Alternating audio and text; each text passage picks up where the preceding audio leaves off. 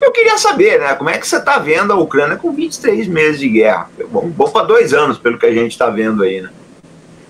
Boa noite a todos, boa noite, Ricardo, meu grande amigo, boa noite, professor Farinaso. Minha solidariedade aí à diversidade, mas guerreiro é assim, né? Guerreiro norte, diga-se de passagem.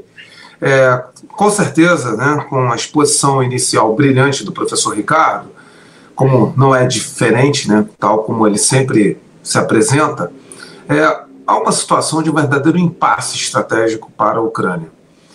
Diante do fato do fracasso da tão alardeada contraofensiva que nós, pelo Arte da Guerra, pela História Militar em Debate, fomos inaugurais em antecipar os problemas críticos dessa ofensiva, dessas perspectivas dessa ofensiva. Só ver a árvore de lives que foram feitas no História Militar em Debate, no Arte da Guerra, na qual antecipamos os problemas que haveriam com essa ofensiva.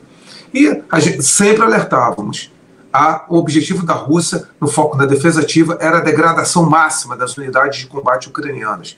Alertávamos isso. Não é fundamentalmente metros, quilômetros para cá ou para lá no terreno que definiria justamente uma posição estrategicamente vantajosa para a Ucrânia. E, não obstante, a mídia ocidental, né, e determinados analistas e think tanks considerassem que a ocupação de terreno, em detrimento, muitas vezes, da sustentabilidade de combate a médio e longo prazo dessas unidades, no caso, era o foco principal.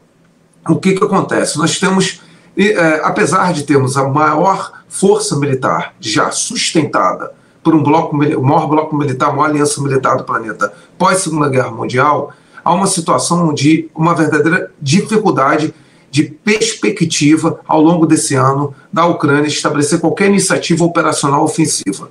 A Ucrânia, nitidamente, eu e Ricardo estudamos isso, e no nosso artigo recente, 23º mês, né, da guerra da Ucrânia, a Ucrânia está migrando para uma posição de defesa ativa. O Ricardo até apelidou de linhas Alurni, de forma muito até interessante, a construção de dentes de dragão e arames farpados em variados trechos, né, do teatro de operações, notadamente para Kharkiv, justamente porque a Ucrânia sabe que haverá uma concentração cada vez maior de ofensivas e ataques russos que no momento são pontuais, tendo em vista que as forças russas ainda procuram degradar ao máximo as forças ucranianas.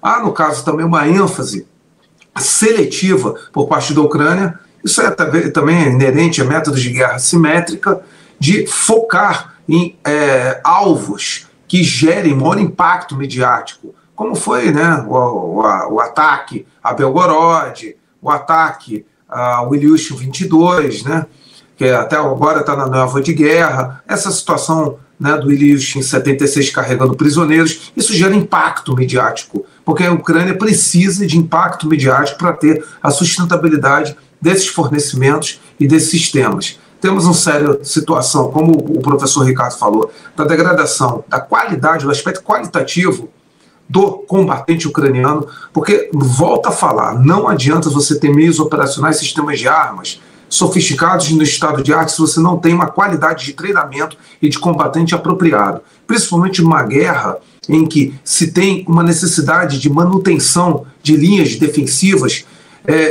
que demandam muito física e psicologicamente. Basta ver os vídeos, basta analisar e estudar até as características do terreno, as condições climáticas. Os combates são muito encarnecidos e, portanto, é visível a degradação do nível desse efetivo por parte da Ucrânia.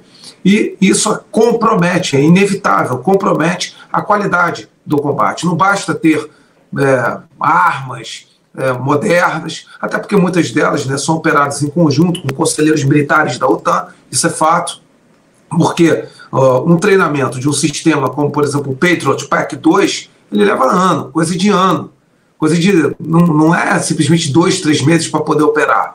Apertar o botão e ter uma geolocalização, né, fornecida por um determinado sistema de reconhecimento e deflagrar aquele mecanismo de disparo. Exige uma complexidade muito significativa para poder operar o equipamento, que é muito complexo. Então, apesar de todo esse apoio, né, da OTAN, há realmente uma situação de impasse estratégico por parte da Ucrânia e que irá, no caso, gerar uma situação muito difícil no âmbito do ano de 2024. Ainda a Ucrânia ainda tem massa crítica humana, ainda tem equipamento, mas a situação tende a ficar desfavorável, tendo visto que muitas fortificações em posições taticamente vantajosas estão caindo gradativamente.